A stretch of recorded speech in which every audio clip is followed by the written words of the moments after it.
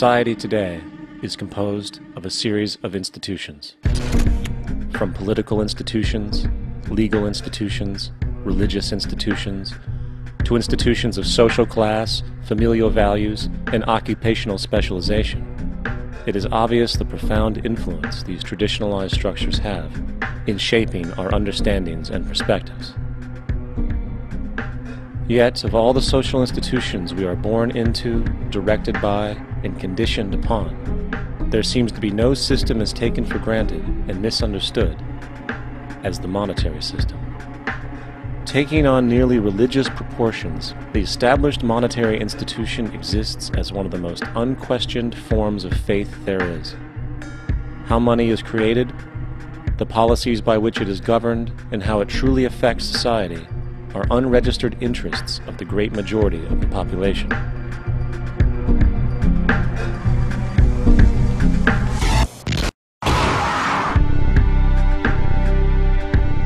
In a world where 1% of the population owns 40% of the planet's wealth, in a world where 34,000 children die every single day from poverty and preventable diseases, and where 50% of the world's population lives on less than $2 a day, one thing is clear: something is very wrong.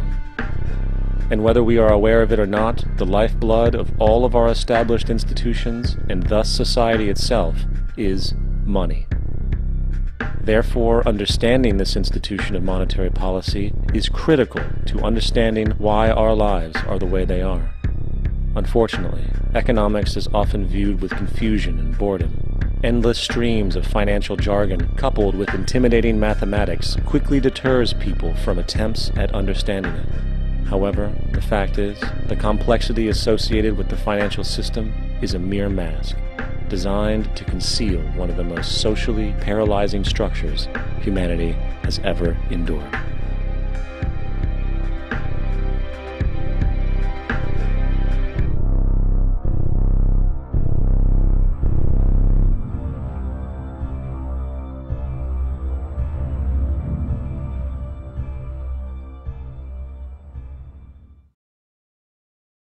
A number of years ago, the Central Bank of the United States, the Federal Reserve, produced a document entitled Modern Money Mechanics. This publication detailed the institutionalized practice of money creation as utilized by the Federal Reserve and the web of global commercial banks it supports. On the opening page, the document states its objective. The purpose of this booklet is to describe the basic process of money creation in a fractional reserve banking system.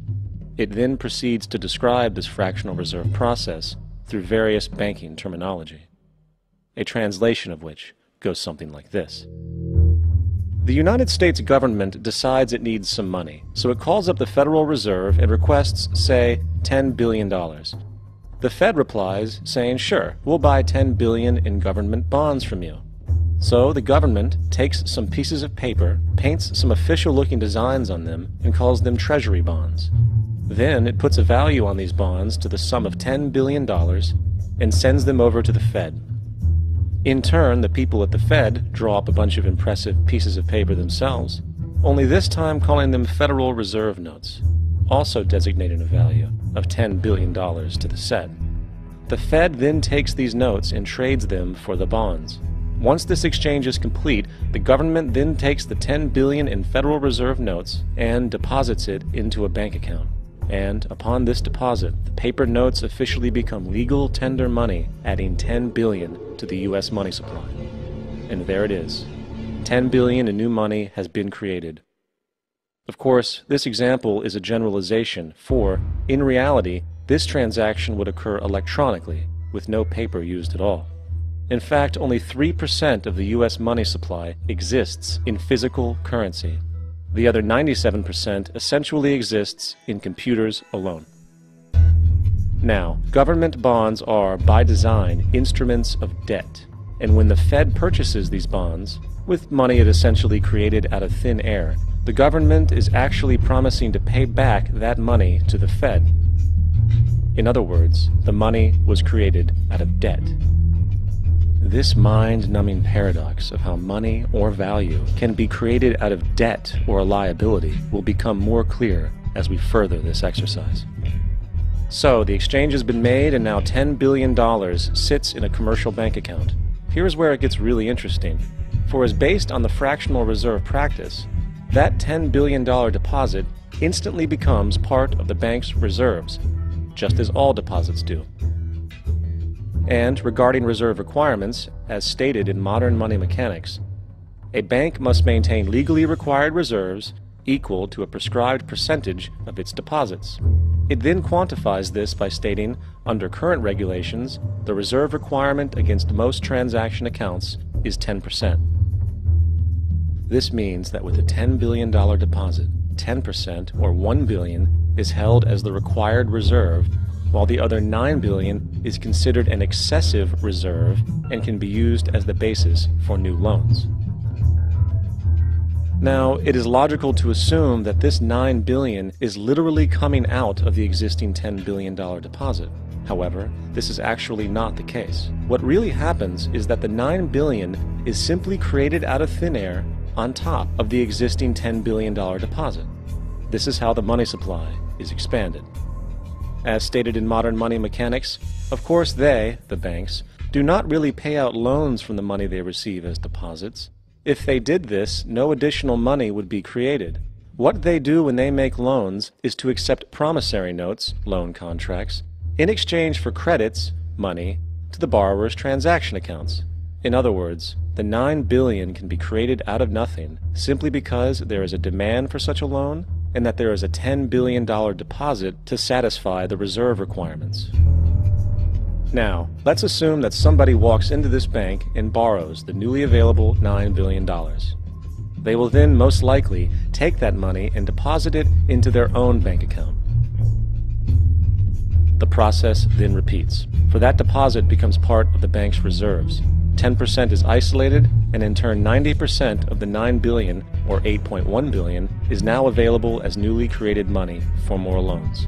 And, of course, that 8.1 can be loaned out and redeposited, creating an additional 7.2 billion, to 6.5 billion, to 5.9 billion, etc. This deposit money creation loan cycle can technically go on to infinity. The average mathematical result is that about $90 billion can be created on top of the original $10 billion. In other words, for every deposit that ever occurs in the banking system, about 9 times that amount can be created out of thin air. Money jitters? Ask the obliging Bank of America for a jar of soothing instant money, M-O-N-E-Y, in the form of a convenient personal loan. So, now that we understand how money is created by this fractional reserve banking system, a logical yet elusive question might come to mind. What is actually giving this newly created money value? The answer? The money that already exists. The new money essentially steals value from the existing money supply. For the total pool of money is being increased irrespective to demand for goods and services. And as supply and demand finds equilibrium, prices rise, diminishing the purchasing power of each individual dollar. This is generally referred to as inflation, and inflation is essentially a hidden tax on the public. What is the